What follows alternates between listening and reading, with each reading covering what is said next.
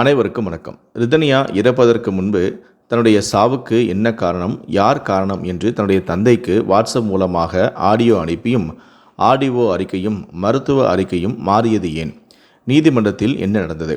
வெளியான பகிர் தகவல்கள் இது குறித்து தான் நம்ம இந்த வீடியோவில் டீட்டெயிலாக பார்க்க போகிறோம். ஸோ முடிந்த அளவுக்கு இந்த வீடியோவை ஸ்கிப் பண்ணாமல் முழுமையாக பாருங்கள். இந்த வீடியோக்குள்ளே போகிறதுக்கு முன்னாடி இந்த வீடியோக்கு ஒரு லைக் பட்டனை ப்ரெஸ் பண்ணிடுங்க. நீங்கள் இதுவரைக்கும் அந்த சேனலை சப்ஸ்கிரைப் பண்ணாமல் இருந்தீங்கன்னா மறக்காமல் சப்ஸ்கிரைப் பண்ணிக்கோங்க. கூடவே அந்த பெல் சிம்லையும் மறக்காமல் கிளிக் பண்ணிக்கோங்க. சரி, வாங்க இப்போ நாம் வீடியோக்குள்ளே போகலாம். திருப்பூர் மாவட்டம் அவிநாசியில் திருமணமான 2.5 மாதங்களிலேயே புதுப்பெண்ணான ரிதன்யா காரில் சென்றபடியே தன்னுடைய வாழ்க்கையை முடித்து கொண்டார். வாழ்க்கையின் கடைசி நிமிடங்களில் தன்னுடைய கணவரான கவின்குமார், மாமனான ஈஸ்வரமூர்த்தி, மாமியாரான சித்ராதேவி ஆகிய 3 பேரும் தன்னிடம் வரதட்சணை கேட்டும் உடல் மற்றும் மன ரீதியாகவும் கொடுமைப்படுத்தியதாகவும் தனது தந்தைக்கு ரிதன்யா வாட்ஸ்அப் மூலமாக ஆடியோவை அனுப்பியிருந்தார். இந்த விவகாரம் சமூக வலைத்தளங்களில் பெரும் விவாதத்தை ஏற்படுத்தியது. பலர் இந்த விவகாரம் தொடர்பாக தங்களுடைய கருத்துக்களையும் தெரிவித்தனர். ரிதன்யா விவகாரத்தில் அவரது குடும்பத்தினர் அளித்த புகாரை அடுத்து நடவடிக்கை எடுக்க வேண்டும் எனவும் கோரிக்கையும் அளித்தது. இதனிடையே பிரேத பரிசோதனை அறிக்கையும் ஆர்டிஓ அறிக்கையும் தான் இந்த வழக்கில் முக்கியமானது என்பதால் அது குறித்த எதிர்பார்ப்பு அதிகமாகவே இருந்தது. அதே நேரம் இந்த அறிக்கையானது பொதுவெளியில் வெளியிடப்படாது என்பதும் நீதிமன்றத்தில் மட்டுமே சமர்ப்பிக்கப்படும் என்பதால் எதிர்பார்ப்பு வழக்கத்தை விட அதிகமாகவே இருந்தது. இதனிடையே ரிதன்யாவின் வழக்கில் ரிதன்யாவுடைய கணவரான கவின்குமார், மாமனாரான ஈஸ்வரமூர்த்தி, மாமியாரான சித்ராதேவி ஆகிய 3 பேரும் அதிரடியாக கைது செய்யப்பட்டனர். இவர்களுக்கு ஜாமீன் வழங்க திருப்பூர் மாவட்ட முதன்மை செஷன் நீதிமன்றம் மறுத்துவிட்டது. இதையடுத்து 3 பேருமே தங்களுக்கு ஜாமீன் வேண்டுமென சென்னை உயர்நீதிமன்றத்தில் மனு தாக்கலும் செய்திருந்தனர். இந்த மனுவானது உயர்நீதிமன்ற நீதிபதியான நிர்மல்குமார் முன்பு விசாரணைக்கு வந்திருந்தது. அப்போது கவின்குமார் குடும்பத்தினர் தரப்பில் மூத்த வக்கீலான ஜான் சத்யன் ஆஜராகி வாதிட்டார். அப்போது அவர் கூறுகையில், ரிதன்யாவுக்கும் கவின்குமாருக்கும் இரு வீட்டார் சம்மதத்துடன் தான் திருமணம் நடந்தது. திருமணத்திற்கு முன்பும் பின்பும் வரதட்சணை கேட்கவே இல்லை. மருத்துவ அறிக்கையில் மட்டுமல்ல, காவல்துறை விசாரணையிலும் மனுதாரருக்கு எதிரான குற்றச்சாட்டுகளுக்கு எந்த முகாந்திரமும் இல்லை எனவும் தெரிய வந்துள்ளது. 3 ஆண்டுகளுக்கு முன்பே ரிதன்யா தற்கொலைக்கு முயன்றுள்ளார்.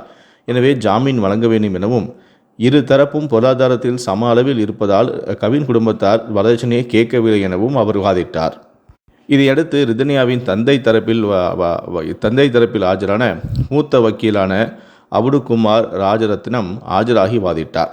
அப்போது அவர் கூறுகையில், கணவர், மாமியார், மாமனார் ஆகியோர் ரிதன்யாவுக்கு உடல் ரீதியாகவும் மன ரீதியாகவும் கொடுமை செய்திருக்கிறார்கள். கொடுமை தொடர்ந்ததால் மனவேதனையில் வாழ்க்கையை முடித்து கொண்டிருக்கிறார். ரிதன்யாவின் முடிவுக்கு அவரது கணவர் உள்ளிட்டோர்தான் காரணம் எனவும் அவர்களுக்கு ஜாமீன் வழங்கக்கூடாது எனவும் அவர் வாதிட்டார். அதன் பிறகு காவல்துறை தரப்பில் ஆஜரான அரசு வக்கீலான சந்தோஷ், ரிதன்யா வழக்கில் வருவாய் கோட்டாட்சியர் ஆடியோ விசாரணைக்கு உத்தரவிடப்பட்டது.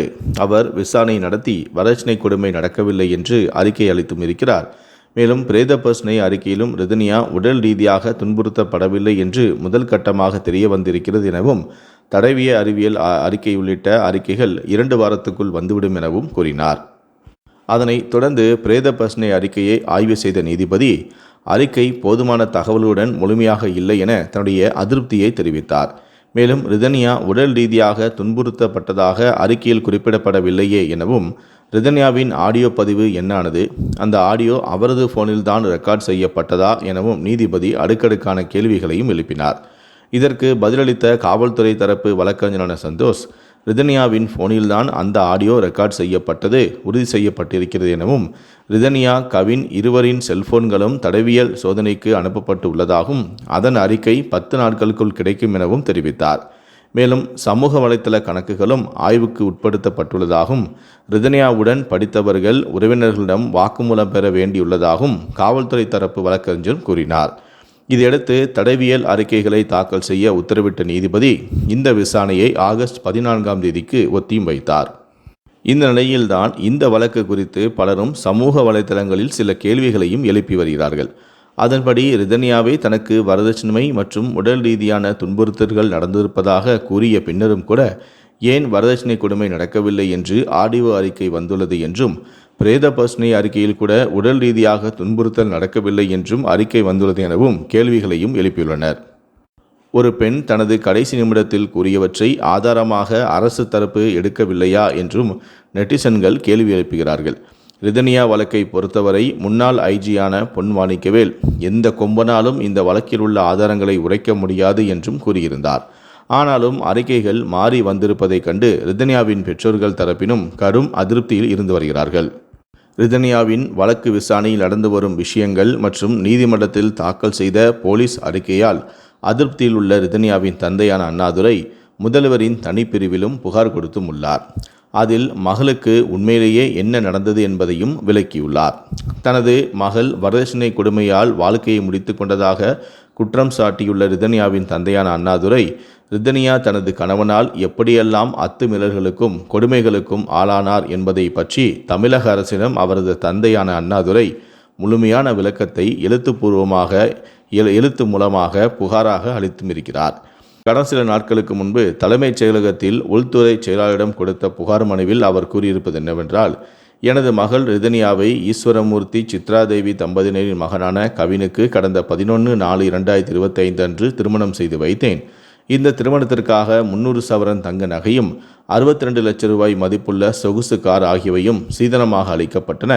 இந்த நிலையில்தான் கூடுதல் தங்க நகை மற்றும் வரதட்சணையை கேட்டு கணவரின் வீட்டார் கொடுமைப்படுத்தினார்கள். இதனால் கணவன் வீட்டில் இருந்து 25/6/2025 அன்று ரிதன்யா எங்கள் வீட்டிற்கு வந்துவிட்டார். மறுநாள் கவின் மற்றும் அவரது பெற்றோரும் எங்கள் வீட்டுக்கு வந்து தங்கள் வீட்டுக்கு வாழ வரும்படி ரிதன்யாவை அழைத்தார்கள். ஆனால் அதற்கு என் மகளோ செல்ல மறுத்துவிட்டார். தாயார் தொடர்ந்து கேட்டதை தொடர்ந்து கணவன் வீட்டில் பட்ட கஷ்டங்கள் பற்றி ரிதன்யா கூறிய அழுதார். அடிக்கடி பாலியல் தொந்தரவு செய்வது, இயற்கைக்கு மாறான உறவு மற்றும் தரைக்குறைவான பாலியல் செயல்களுக்கு வற்புறுத்துவது போன்ற விஷயங்களை எல்லாம், கணவர் செய்யும் பல்வேறு கொடுமைகளை பற்றியெல்லாம் எங்களிடம் அவர் கூறி கதறியும் அழுதார். மேலும் படுக்கை அறையில் உள்ள குளியலறையில் அவள் குளிக்கும்போது கூட தனிமையாக விடாமல் வெளியே தெரியும் வகையில் கண்ணாடி கதவின் மூலமாக பார்த்திருக்கிறார் எனவும், அந்த வகையில் சைக்கோத்தனமாக தனது இச்சைகளை தீர்ப்பதற்கு ரிதன்யாவை ஒரு ஜடப்பொருளாகவே கவின் பயன்படுத்தியுள்ளார் எனவும், இதனால் ரிதன்யாவுக்கு கடுமையான மன உளைச்சல்கள் ஏற்பட்டு இருக்கிறது எனவும் அவர் அந்த புகார் மனுவில் கூறியும் இருக்கிறார். இந்த நிலையில்தான் 28/6/2025 அன்று வழக்கமாக செல்லும் கோயிலுக்கு செல்வதாக கூறிவிட்டு சென்றார். பிற்பகலில் அவளது ஃபோன் எண்ணில் இருந்து எங்களுக்கு ஒரு அழைப்பும் வந்தது. அதில் பேசியவரோ காருக்குள் உங்களுடைய மகள் வாயில் நுரை தள்ளியபடி கிடைக்கிறார் எனவும் கூறினார். பின்னர் அவரே சிறிது நேரத்துக்கு பிறகு ஃபோன் செய்து உங்களுடைய மகள் இறந்து விட்டதாகவும் தெரிவித்தார். அவள் இறப்பதற்கு முன்பு தனது இறுதி பேச்சை பதிவு செய்து எனக்கு அனுப்பியும் இருந்தாள்.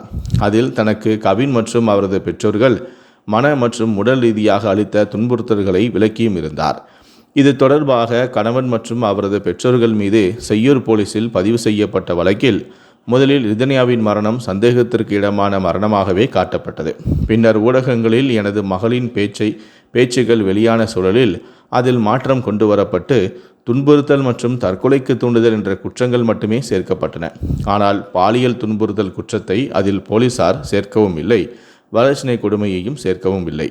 இந்த வழக்கின் விசாரணை அதிகாரி குற்றம் சாட்டப்பட்டோருக்கே உதவி செய்யும் நோக்கத்தோடு விடுதலை பட்சமாக ஆதாரங்களை கலைத்துள்ளார். இது எனது மகளின் சாவுக்கு நீதி கிடைக்காமல் செய்துவிடும்.